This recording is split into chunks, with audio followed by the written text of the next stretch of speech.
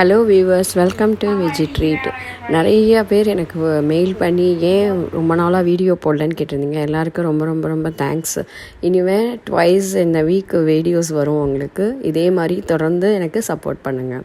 சில ரீசன்ஸ்னால தான் என்னால் போட முடியல வீடியோஸ். இன்றைக்கி நம்ம இந்த சம்மருக்கு ஏற்ற மாதிரி மோர் குழம்பு எப்படி ஈஸியாக வைக்கலாம் அப்படின்ட்டு தான் பார்க்க போகிறோம். ரெண்டு ஸ்டெப்பில் ஈஸியாக நீங்கள் வைக்கலாம். ஃபஸ்ட்டு ஸ்டெப்பு, இப்போ காய் பூசணிக்காய் எடுத்துருக்கோம் நம்ம இன்றைக்கி. அதை இந்த மாதிரி ஸ்கொயராக கட் பண்ணிக்கோங்க. இது மூழ்கிற அளவுக்கு தண்ணி ஊற்றி நல்லா கிளாஸியாக வரா மாதிரி நல்லா வேக வச்சு உப்பு போட்டு எடுத்து வச்சுக்கோங்க தனியாக. இப்போ அடுத்தது அரைக்க வேண்டியதுக்கு என்னென்ன சாமான் பார்த்துடலாம். தேங்காய், அரிசி, ஊற வச்ச அரிசி 1 டீஸ்பூன், பச்சை மிளகா, ஜீரகம், அவ்வளோதான் இதுக்கு தேவையானது.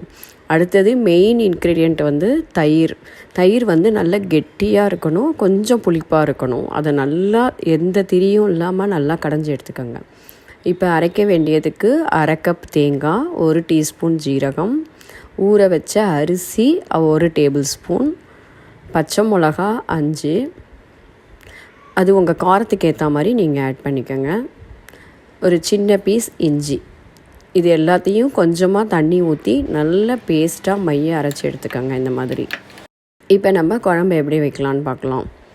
ஃபஸ்ட்டு நம்ம கடைஞ்சி வச்சுருக்கிற தயிரை ஊற்றிடலாம். எந்த தண்ணியும் ஊற்றாமல் அப்படியே கடைஞ்சி எடுத்துக்கோங்க. அதில் நம்ம அரைச்சி வச்சுருக்கிற பேஸ்ட்டை ஆட் பண்ணிடலாம். இப்போ மிக்ஸி அலம்பி கொஞ்சமாக மட்டும் தண்ணி ஆட் பண்ணிக்கோங்க. ஒரு 2 டேபிள் ஸ்பூன் அளவுக்கு தான் நான் ஆட் பண்ணியிருக்கேன் தண்ணி. இப்போ இந்த குழம்புக்கு தேவையான அளவுக்கு உப்பு, 1/2 டீஸ்பூன் மஞ்சள் பொடி சேர்த்துக்கலாம். இப்போ இதில் நம்ம வேக வச்சு வடிகட்டி எடுத்து வச்சுருக்கிற பூசணிக்காயை இதில் சேர்த்துடலாம். இது எல்லாமே நீங்கள் ஒரே ஸ்டெப்பில் பண்ணிவிட்டு கேஸை சிம்மில் வச்சே தான் சமைக்கணும். இப்போ பார்த்தீங்கன்னா ஒரு 5 மினிட்ஸ்க்குள்ளே இந்த மாதிரி ஒரு பபுளாக வரும். அதோடு நீங்கள் கேஸை ஆஃப் பண்ணிவிடுங்க. நமக்கு குழம்பு ரெடி ஆகிடும். ரொம்ப நீங்கள் கொதிக்க வச்சிங்கன்னா திரியாக போய் திரிஞ்சா மாதிரி ஆகிடும் ஒரு குழம்பு. இப்போ இதுக்கு தாளிப்பு ரெடி பண்ணிக்கலாம்.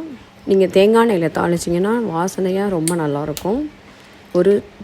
ஒரு டீஸ்பூன் தேங்காய் எண்ணெய் ஊற்றிட்டு 1/2 டீஸ்பூன் கடுகு போட்டு நல்லா பொரிய விட்டுக்கோங்க.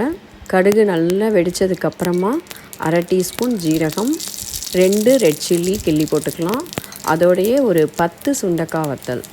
இது எல்லாமே நீங்கள் கேஸை சிம்மில் வச்சு நல்லா பொரித்து எடுத்துக்கோங்க. சுண்டைக்காய் வத்தல் நல்லா ஃப்ரை ஆகி பிளாக் கலராக மாறுற வரைக்கும் வெயிட் பண்ணலாம். இப்போ பார்த்தீங்கன்னா கலர்லாம் நல்லா சேஞ்ச் ஆகிடுச்சு சுண்டைக்காய் வத்தல். இப்போ இதில் கருவேப்பிலையும் கொஞ்சமாக பெருங்காயமும் ஆட் பண்ணிக்கலாம். இப்போ கேஸை ஆஃப் பண்ணிவிடுங்க. அவ்வளோதான், நம்மளோட தாளிப்பும் ரெடி ஆகிடுச்சு. நிறையா பேர் என்கிட்ட இந்த மோர் குழம்பு ரெசிபி கேட்டிருந்தீங்க. அதில் சில டவுட்ஸும் கேட்டிருந்தீங்க.